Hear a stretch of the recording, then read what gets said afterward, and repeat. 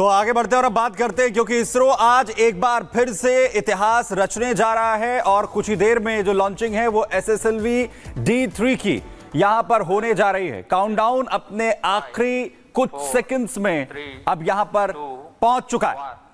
0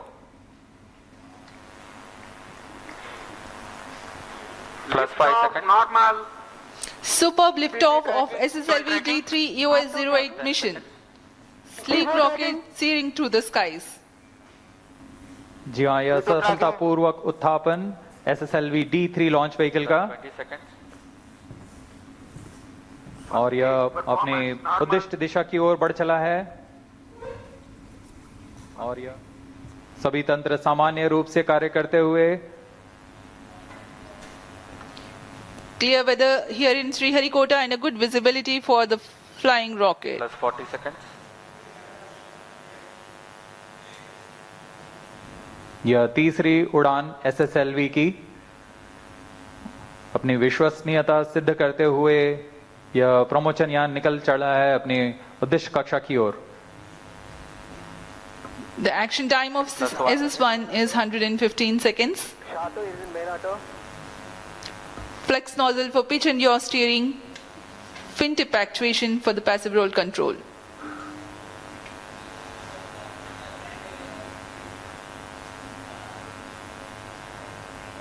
First stage performance normal. यहाँ प्रथम चरण का निष्पादन पूरी तरह सामान्य।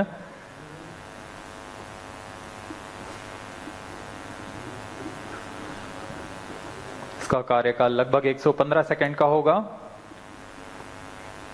इस दौरान यह लगभग 2500 किलो न्यूटन का प्रणोद उत्पन्न करता हुआ यान को दिशा की ओर ले जा रहा है।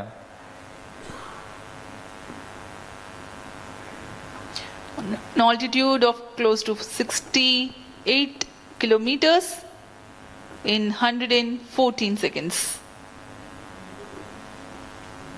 +2 minutes.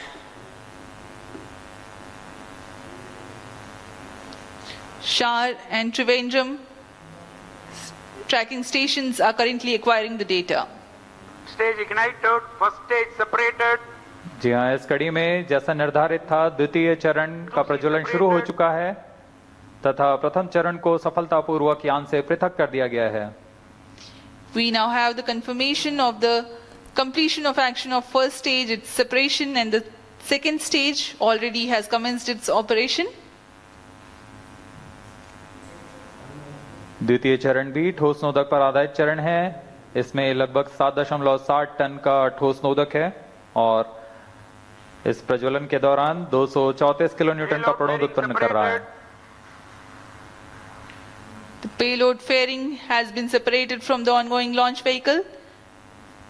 SS2 currently operational. +3 minutes. यहाँ भूष्मा कवच की कोई आवश्यकता नहीं रह गई है, जैसे कि यान घने वातावरण से बाहर जा चुका है Stage performance तो इसे normal. यान से पृथक कर दिया गया है। सभी तंत्र सामान्य रूप से कार्य कर रहे हैं। वर्तमान में द्वितीय चरण SSLV का प्रज्वलनरत है। Around 200 kilometers altitude. Shah, Trivandrum and Port Blair stations have currently the visibility of the flight path. यह चरण लगभग 109 सेकंड तक प्रज्वलित रहकर शांत हो जाएगा, फिर इसे यान से पृथक कर दिया जाएगा।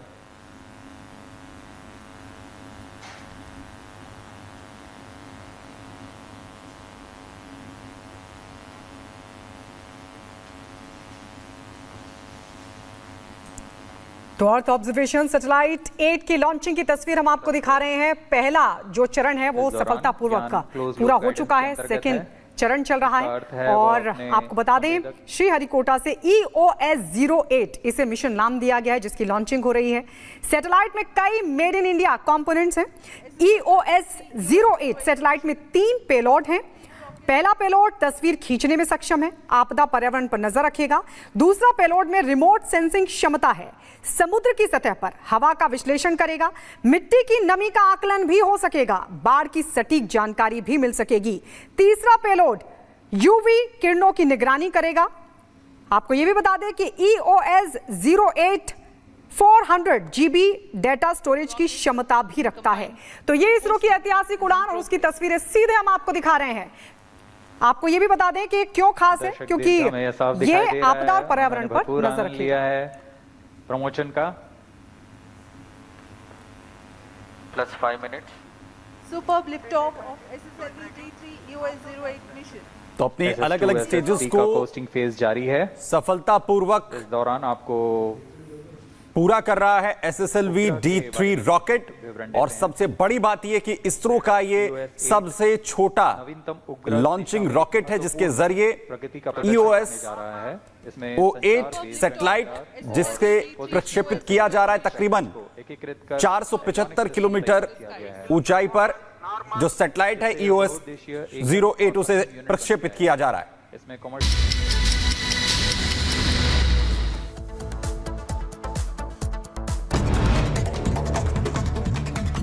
जम्मू कश्मीर विधानसभा चुनाव का होगा ऐलान। चुनाव आयोग दोपहर 3 बजे करेगा प्रेस कॉन्फ्रेंस। 370 हटने के बाद पहली बार होगा विधानसभा चुनाव।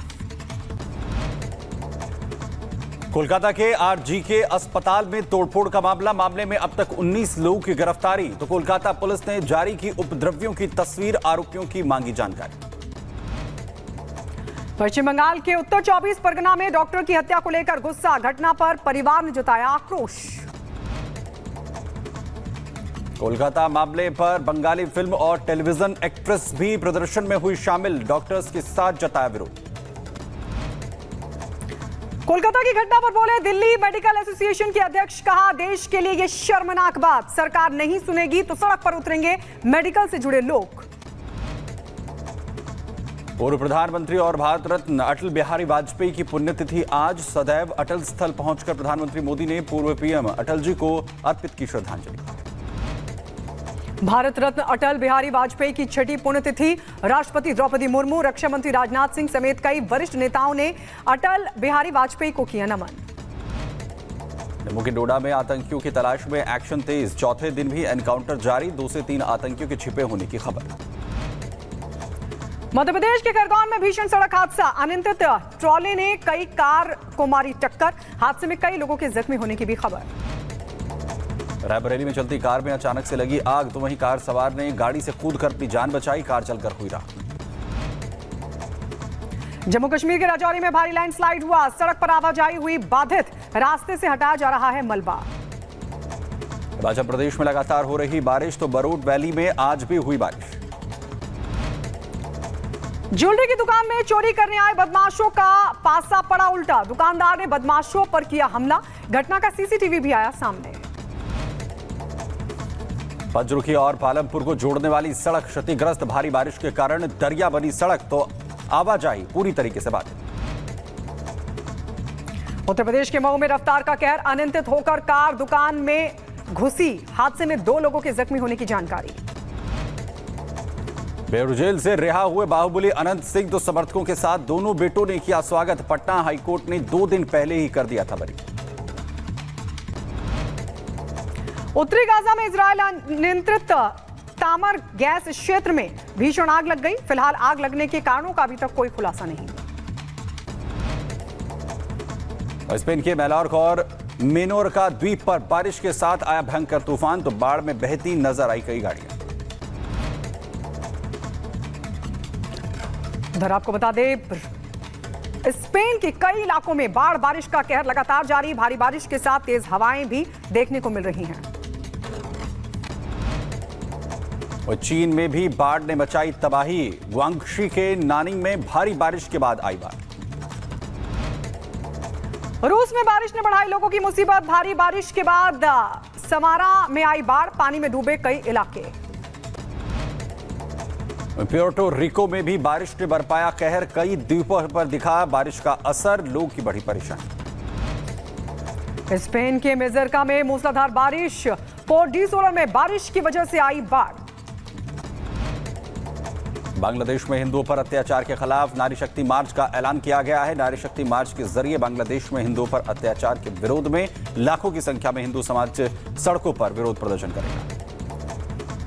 उधर इजराइल के हिजबुल्लाह के ठिकानों पर भीषण बमबारी का सिलसिला लगातार जारी। आतंकवादी संगठन हिजबुल्लाह की सैन्य इमारतों पर इजराइल ने किया जोरदार हमला। आईडीएफ बलों ने दक्षिणी लेबनान के डेयर मिम्स के इलाके में तोपखाने को भी तबाह कर दिया। इजराइल का हमास के खिलाफ एक्शन तेज। राफा में फिलाडेल्फिया कॉरिडोर के क्षेत्र में लगभग 50 हमास आतंकवादी सुरंगों को ध्वस्त किया गया। आईडीएफ के तरफ से ड्रोन फुटेज जारी किया गया। इजराइल के तेल अवीव में जोरदार प्रदर्शन। गाजा में बंधकों की रिहाई की मांग को लेकर इजराइल सरकार पर बनाया गया दबाव। हजारों प्रदर्शनकारियों ने गुरुवार को तेल अवीव में निकाला मार्च। उधर रूस के इरकुत्स्क क्षेत्र में एक नियमित लड़ाई के दौरान तकनीकी खराबी के कारण एक रूसी Tu-22M विमान दुर्घटनाग्रस्त हुआ है। चालक दल के सदस्य सुरक्षित हैं। यूक्रेनी राष्ट्रपति जेलेंस्की का बड़ा दावा। कुरुक्षेत्र में शहर सुत्जा पर यूक्रेन का नियंत्रण। यूक्रेनी सैनिकों ने जारी किया इसका वीडियो भी।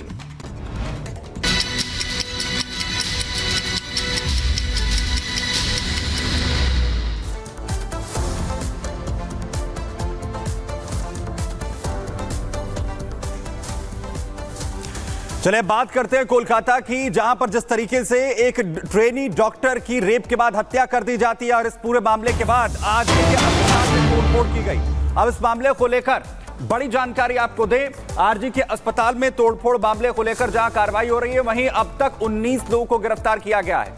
कोलकाता पुलिस ने उपद्रवियों की तस्वीर जारी की है। करीब 20 से ज्यादा उपद्रवियों की जो तस्वीरें हैं वो जारी की गई है। कोलकाता पुलिस ने आरोपियों की जानकारी दरअसल मांगी है। तो तस्वीरें जो सामने आई थी, किस तरीके से तोड़फोड़ की गई थी आरजी के अस्पताल के अंदर, इसके बाद अब कार्रवाई हो रही है। कुछ लोगों की पहचान की गई है और उनकी तस्वीरों के जरिए अब जानकारी यहां पर पुलिस मांग रही है। 19 लोगों की गिरफ्तारी आज जो आरोपी हैं इसमें वो की गई है अभी तक, और कार्रवाई लगातार अब हो रही है। आपको बता दें कि आरजी के अस्पताल में घुसकर तोड़फोड़ की गई थी, इसके बाद अब कार्रवाई लगातार चल रही है। 19 चेहरे आखिर कौन है? ये जो 19 आरोपी गिरफ्तार किए गए हैं, इनसे भी पूछताछ इस पूरे प्रकरण को लेकर हो रही है। दरअसल एक तरफ ट्रेनी डॉक्टर की जिस तरीके से रेप के बाद हत्या कर दी जाती है, इसे लेकर पूरे देश भर में डॉक्टर्स में उबाल है। वहीं आरजी के अस्पताल में तोड़फोड़ होना, ये कई गंभीर सवाल उठा रहा। और सीधे ग्राउंड पर रुक कर लेते जतिन, इस वक्त हमारे साथ हमारे सहयोगी जुड़ गए हैं। 19 लोग गिरफ्तार हुए, लेकिन सबसे बड़ा सवाल जतिन यही बना हुआ है, अस्पताल में तोड़फोड़ का मकसद क्या था? कौन थे वो लोग? कुछ पता चल पा रहा है क्या?